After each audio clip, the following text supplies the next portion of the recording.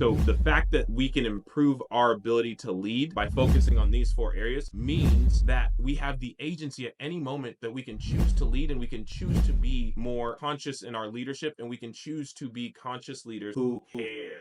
What is leader fitness and why does it matter? Hi, I'm David Brown-Dawson. Welcome to the Leader Fitness Podcast, episode 2.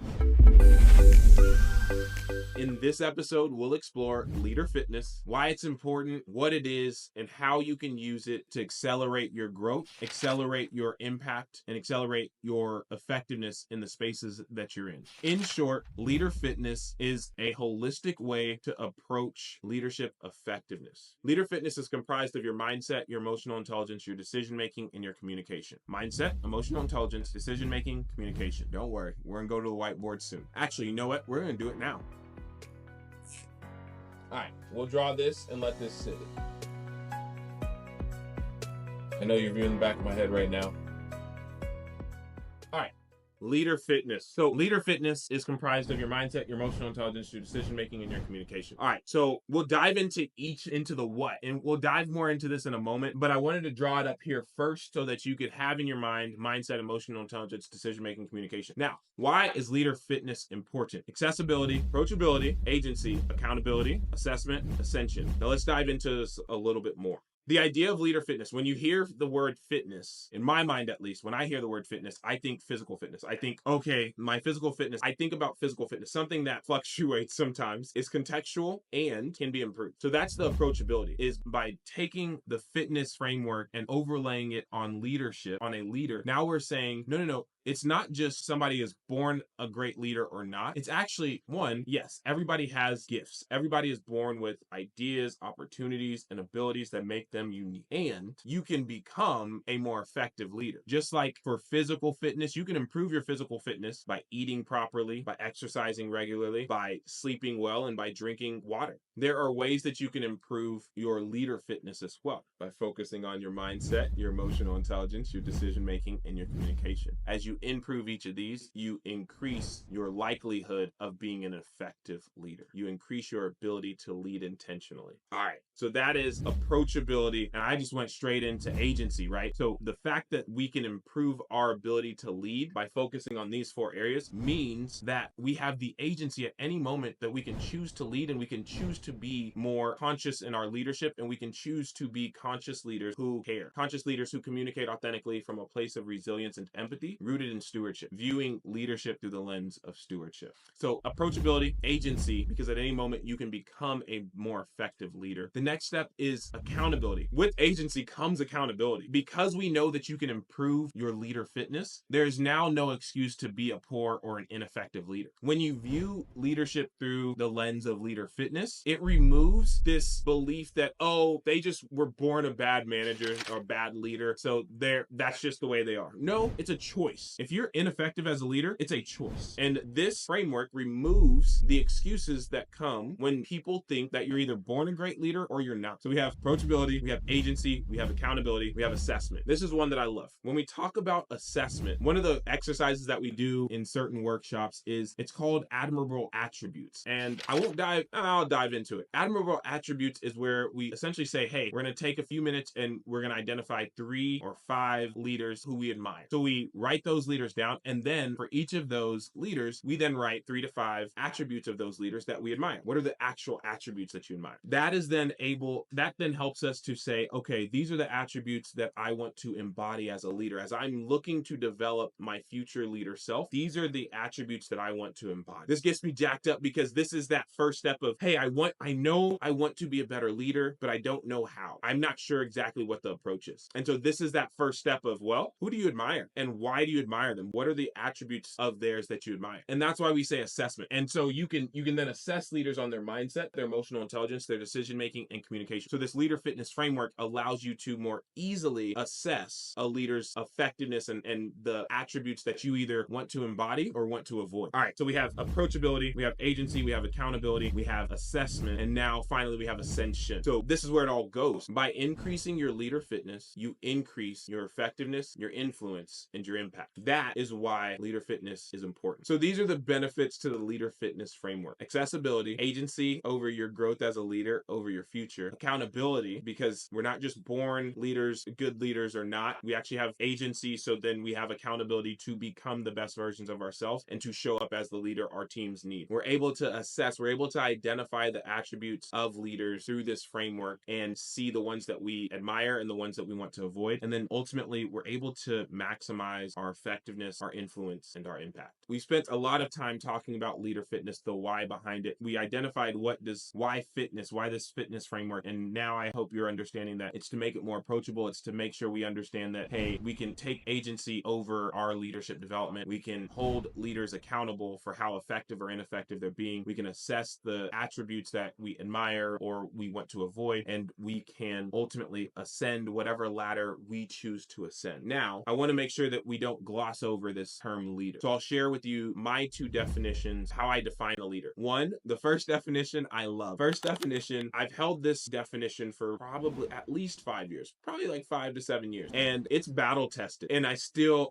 love it. It's still my go-to definition of a leader. And this definition says, a leader is anyone who by virtue of assumed role or assigned responsibility influences people to accomplish organizational goals. A leader is anyone who by virtue of assumed role or assigned responsibility influences people to accomplish organizational goals. That's the first definition. The second definition is, a leader is anyone who knowingly or unknowingly creates greater influence on another person. A leader is anyone who knowingly or unknowingly, consciously or unconsciously, creates a greater influence on the other person. This second definition is actually from, I came across in the last year during my coaching certification process. It's the definition that IPEC, the program that I went through, uses to define a leader. And when I heard it, at first I was like, I don't want to get rid of my old definition. I can see the power in this definition as well. I want you to hear both of them, and you can choose which one you want to use. And I'd also love to hear how you define a leader today. Or before you heard those two definitions, what was your definition that you used for a leader? The thing I love about both of these definitions is they both start with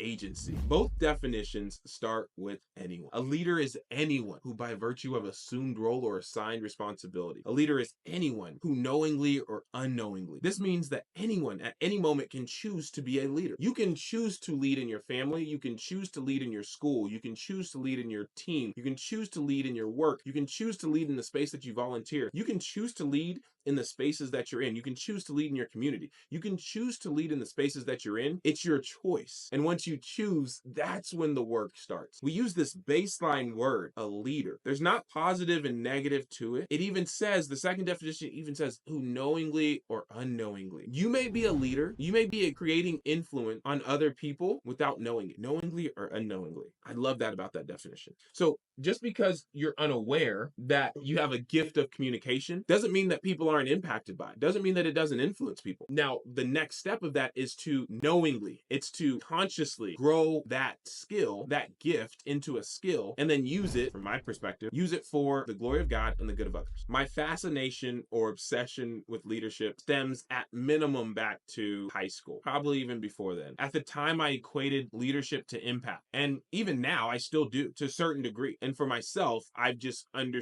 become more aware of how I want to have that impact as a leader and as a leader developer, which is why I chose to become a coach, which is why I choose to work with leaders and teams across the board, military leaders, nonprofit, for-profit leaders, government leaders. I choose to work with those leaders because I understand the impact and influence that each of them have. And so by working with them, I'm able to not just impact them, but impact the people that they serve as leaders. See, I see leadership through the lens of stewardship. So each leader that I'm able to work with is creating a space for their team. And I believe that healthy leaders create and cultivate healthy spaces for their teams to be healthy and to maximize impact. Impact in a for-profit may look different than impact in a nonprofit, may look different than impact in the military, may look different than impact in a government organization. Over the last 15 years, I've led teams, missions, and projects. In high school, I was a student body president. In college, I did Air Force ROTC, so I was the director of training and then the wing commander of my unit at Texas Tech.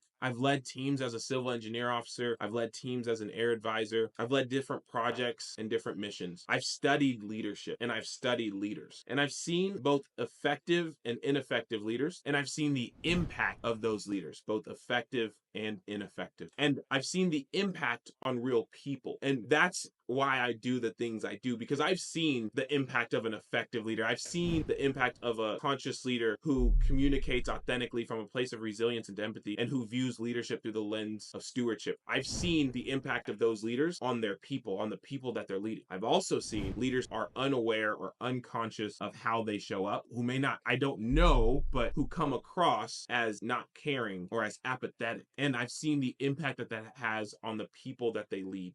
And so my mission now, help as many leaders and as many teams be healthy. Go from dysfunctional to functional and functional to optimal. Because again, healthy leaders cultivate healthy spaces for healthy teams, have maximum impact. John Maxwell says, everything rises and falls on leadership. I agree with that. Everything rises and falls on leaders. See, I think making it more personal, saying leaders instead of leadership, makes it more personal because people are leaders, which means that we're all going to have challenges. We're all going to make mistakes. And there is a difference between a conscious leader who communicates authentically from a place of resilience and empathy with a spirit of stewardship, and a leader who doesn't, a leader who isn't resilient, a leader who isn't empathetic, a leader who doesn't see leadership through the lens of stewardship, a leader who is, maybe they are authentic, but if you're none of those other things, then that does not bode well for the people that you're leading. And ultimately, it doesn't bode well for the impact that you're trying to drive. And that's why I'll share the second quote that I stand by. And this one is, people join great organizations and leave ineffective managers. People join great companies, people join great organizations, and they leave ineffective managers. I've seen it happen many times. And it's a real cost to that organization. It's a real cost to those organizations. They may lose some of their best people because their people leaders are ineffective, which I see as an opportunity. If you're losing great people, people that you've invested in, people that you sought after, if you're losing them, then you may want to check on those people leaders and see just how effective or ineffective they're being. That was a quick aside, but that was free game. All right. So now that we're on the same page about the importance of leader fitness, the importance of leaders to the organizations that they're part of, let's go to the whiteboard. Let's dive into leader fitness. And if you're listening to this, I highly recommend that you go on YouTube and you check out the full video. I highly recommend it because you're able to see it. I'll try to communicate what I'm drawing as clearly as possible, and you'll have to let me know in the comments, DM me, let me know how effective, give me some feedback. Let me know how effective or ineffective my description of the drawing is if you're listening to it now, and then once you go and watch the video. See if what I drew and what I explained that I was drawing is the same thing as what you imagined in your head. All right, let's dive in. So we have mindset, we have emotional intelligence, we have decision making, and we have communication. Why these four? These four are the building blocks of leadership. They're the building blocks of leadership. When we talk about mindset, emotional intelligence, decision-making, communication, when we're talking about mindset, we're talking about self-perception, because that's where it starts, accurate self-perception. We're talking about self-perception. We're talking about resilience. We're talking about patience. We're talking about adaptability. We're talking about any of the thoughts, the interpretations, the assumptions, the limiting beliefs, the thoughts that keep you from living fully, that keep you from operating in your gifts, that keep you frustrated or hesitant or just feeling blocked, feeling like you're not as effective as you could be. I know these feelings because I've felt them all. That's mindset. One more thing that's in mindset is the Pygmalion effect. One more thing that's in mindset is your perception of other people, because how you see people is how you treat them. Consciously or unconsciously, how you see someone impacts how you treat them. It's called the Pygmalion effect. All right, so that's mindset. Emotional intelligence consists of your self-awareness, your self-management, your social awareness, your relationship management. But it's more than just those four domains of emotional intelligence. It's also your energy. Like, how do you show up for yourself and how do you show up for people? Like, how do you show up? People catch emotions. People catch energy. Have you ever walked into a room or had somebody walk into a room and you could just sense that they're going through something? They're either frustrated, angry. You can just sense it. People catch emotions, and they catch them even more from their leaders. If you want a good book that talks about this, it's called Primal Leadership. So people catch emotion. People can catch energy. I have a book that you can't see, but it's above me on my bookshelf. It's actually called Energy Leadership. It's by the creator of IPEC, the coaching program that I went through. His name, Bruce Snyder. I highly recommend that book. It'll give you an insight into the type of coaching I do, and it'll just open your eyes to what I mean when I say energy. I'm talking about how you walk into place, how you show up. And so that's part of emotional intelligence. When we talk about decision making, we're talking about frameworks. We're talking about how do you make decisions? We're also talking about the decisions that have become habits, the decisions that you've made maybe years ago that are now habits. We're talking about choices. We're talking about any of the biases that we have that impact our decision-making process. In addition, we're talking about prioritization. Yes, that's decisions. That's decision making. What's going to be a priority, what's not going to be. We're also talking about visioning and values. We're talking about deciding on the vision that you're navigating your team towards as the leader, and then what decisions you're making each and every day that are aligning with that vision and that are helping you navigate, and you and your team navigate effectively through any challenges towards those goals, that vision that you set. And we're also talking about values. We're talking about how do what you value impact and drive the decisions you make. So that's what we're talking about when we're talking about decision making. And then when we're talking about communication, this is probably the easiest one to kind of see and that people think about when they think about leadership. Communication. It's storytelling. It's vision casting. It's sharing of the vision. It's active listening. It's not just speaking, it's also listening. It's creating a space where people feel like they belong. They feel like they can share with you what's going on. They feel safe enough that they can come to you with a problem and you'll listen to them and work with them solve it. In addition, we're talking about providing clarity, providing clear direction. Again, decision making is deciding on the vision, but communication is where you release the vision, where you cast the vision, where you share with people where you're going and how you're getting. When we're talking about some of the other things that are commonly identified as leadership or leader responsibilities, they all come from the building blocks of decision making, emotional intelligence, communication, and mindset. We've gone through a couple of them like visioning and prioritization, but when we're talking about feedback actually encompasses all four. Feedback starts with how does somebody perceive me and how might their perception of me change once I deliver this feedback? Do I care about them enough? Do I think highly enough of them to even give them direct feedback? Do I view feedback as a gift and as growth fertilizer? If I do, then I'll be more apt to give them that feedback. So that's mindset. That's how mindset is incorporated into feedback. Emotional intelligence. Well, if I'm concerned, if I think that their perception of me may change, then I'll feel anxious about giving the feedback. If I know that there's a power dynamic at play and I'm worried about how they'll receive the feedback that I'm giving, I might be nervous or fearful. And then I'll need to self-regulate so that when I approach them, I'm using a framework and the emotions have been processed and set aside. Decision making, I have to understand how I'm delivering the feedback to them. I need to understand I need to decide when I'm giving them the feedback, how I'm giving them the feedback, the framework that I'm using, what I'm going to say, how I'm going to say it, where I'm going to say it. And then communication obviously is the act of delivering the feedback, sharing it with them, and then listening deeply, both with your ears and with your eyes to see, hey, how are they receiving this feedback? Are they crossing their arms? Are they seeming more standoffish? Are they moving backward? Are they looking, is it apparent that they're getting defensive? Or are we aligned on the feedback and the next step? I wanted to share that example of how some of the things that when we talk about leadership, when we talk about the things that leaders need to do well, feedback, conflict management, prioritization, it goes back to these are the building blocks. These are the building blocks of leadership. And so that's why the focus is here and not just on some of these other things, because you can build your mindset, your emotional intelligence, your decision making, and your communication. And if you focus on these areas, your feedback will get better. And we have a whole video, some training. Look for a video called the P-Coin Feedback Framework. And that is a way to be more intentional with your feedback that you get. All right, now that we've talked through what each of these mean, what mindset, emotional intelligence, decision making, communication, what each of the pillars of leader fitness, the building blocks of leadership. Now that we've talked about those, I want to overlay one thing on this. And so bear with me. All right, so I think I'm just going to do this one at a time. So we've talked about each of the four leader fitness domains. We've talked about mindset, emotional intelligence, decision-making, and communication. Now we're overlaying consciousness. So for the red circle, the circle in the middle, consider that unconsciousness. So I'll go ahead and write these up here real quick. All right, so in post-production, we'll speed through that. The idea with this overlay is at the center in red. Ooh, okay, let me back up. Okay, so anybody just listening to this, as I said, check out the video so you can see the visual for yourself, but I'll try to describe. So there's essentially four quadrants. That seems a little bit redundant, four quadrants. The first quadrant has an M in it for mindset, and then there's a space. Consider a circle that has been sliced into four and spread apart. In the first quarter is mindset. The top left quarter is mindset. The top right quarter is emotional intelligence. The bottom left quarter is decision making, and the bottom right quarter is communication. That is how we're visualizing the four quadrants, the four building blocks of leader fitness. Over that, we've now now drawn a circle. So as we mentioned, these 4 wedges, these 4 quarters of a circle have been spread out. In the first circle that is touching the middle corners of each of the wedges, there is a dotted red line and the number 1. About a third of the way into each of the wedges is a wider circle that goes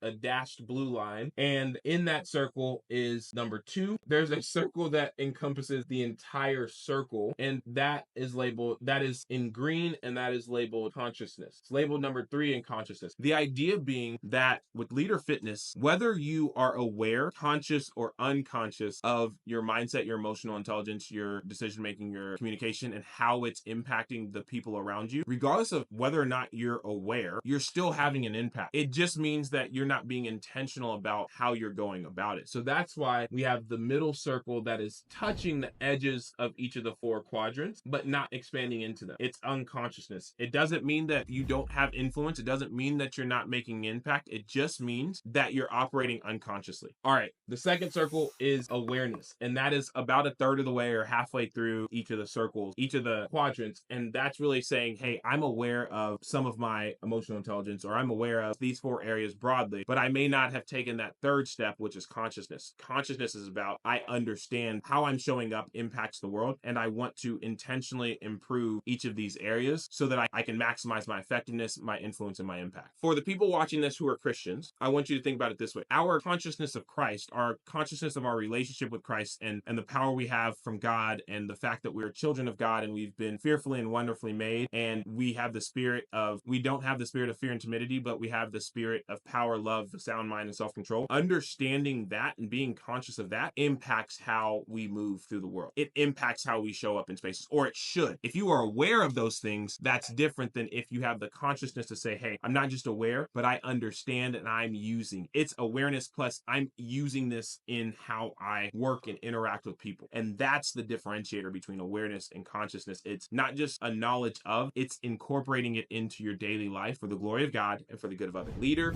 fitness. Being a conscious leader who cares requires you to build out and work on the building blocks of leadership: mindset, emotional intelligence, decision making, and communication. Increasing your leader fitness can increase your impact, your influence, and your effectiveness. This can lead to more money, more opportunities, more status, more agency over where you want to go next. And really, it allows you to ascend whatever ladder you choose to ascend and to have the impact that you want to have. As we wrap up episode 2 of the Leader Fitness podcast, I want to leave you with a question. Which quadrant do you feel needs the most work? I'll say for me, it's decision making. It's understanding how I make decisions. It's understanding my habits. It's really getting clear on prioritization and really getting focused on the vision and how each of the things that I do on a day-to-day basis are aligning with that vision. So which one is the one that you're working on, or the one that you think needs the most work? With all of these, we have workshops that are targeted to help you build your mindset, your emotional intelligence, your decision making, and your communication. Connect with me at leadcomgym.com, on Instagram at leadcomgym.com, or at david.a.bd. I'm so excited that you watched the second episode of the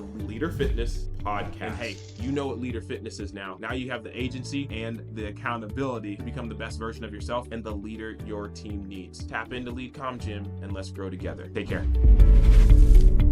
Thanks for watching. For more videos like this, hit the subscribe button and leave your thoughts in the comments. If you want to work with me more directly via coaching or workshop, go to leadcomgym.com. I'm David Brown-Dawson, encouraging you to be a conscious leader who cares. I'll see you in the next video. Let's grow together.